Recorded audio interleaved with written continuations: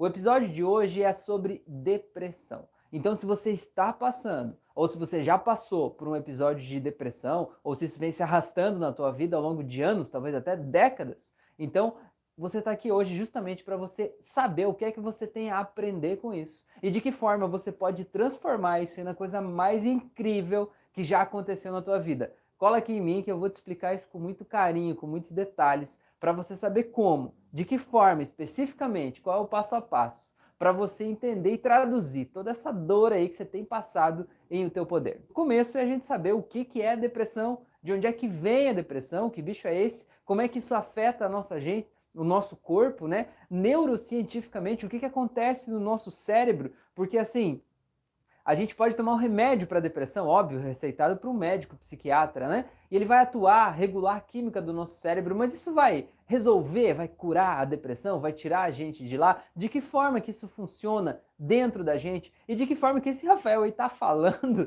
que isso vai ser o meu poder? Que coisa é essa? Então, se você está fazendo essas perguntas, você quer saber as respostas para essas questões, então esse aqui é o teu lugar. Então seja muito bem-vindo, seja muito bem-vinda, tá? Então de onde é que vem a depressão? Vamos começar do começo sem enrolação?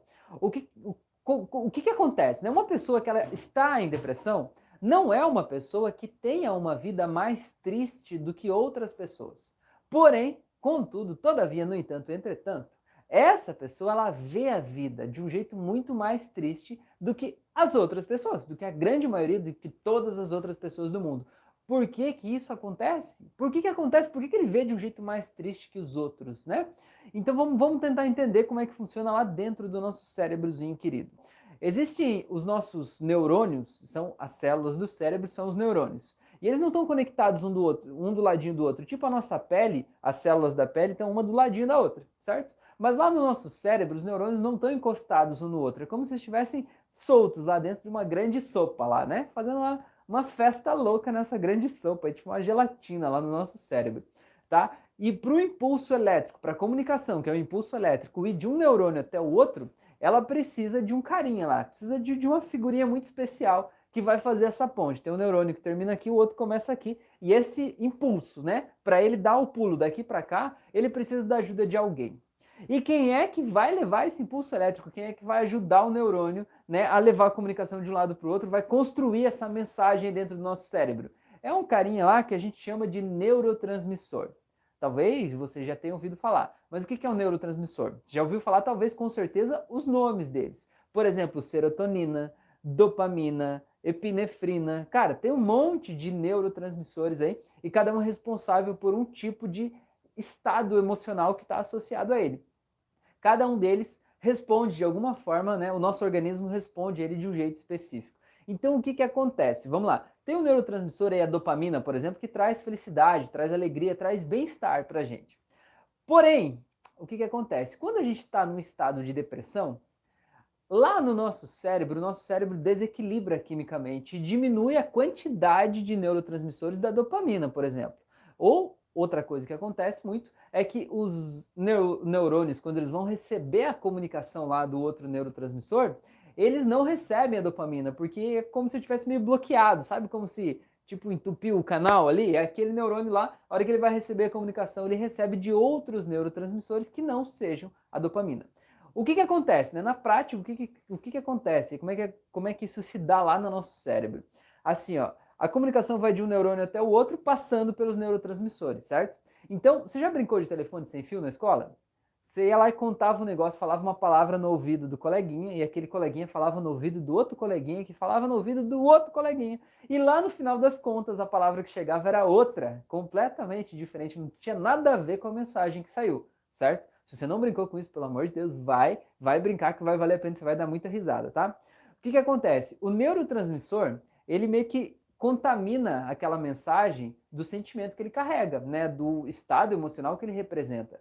Então, quando a gente está no estado de depressão, a nossa química cerebral está desregulada, a gente tem uma redução no número de neurotransmissores de bem-estar, de alegria, de felicidade. A comunicação que passa por outros neurotransmissores, então ela não vai chegar lá carregada de alegria, bem-estar e felicidade. Muito pelo contrário, entende? Então, o que acontece dentro da gente quando a gente está em depressão? A gente olha as mesmas coisas, a gente vive as mesmas experiências que talvez a gente teria vivido no outro momento da vida, só que nesse momento elas significam dor, elas significam tristeza, elas significam solidão, elas trazem um vazio existencial para a nossa vida.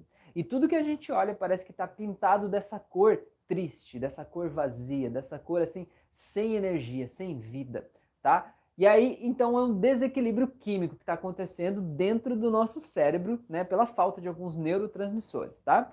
Aí o que que acontece? Beleza, você pode tomar um remédio psiquiátrico, né? É muito indicado você procurar um médico psiquiatra para você fazer o acompanhamento disso. Ele vai provavelmente te indicar um remédio, né, químico para te ajudar com isso.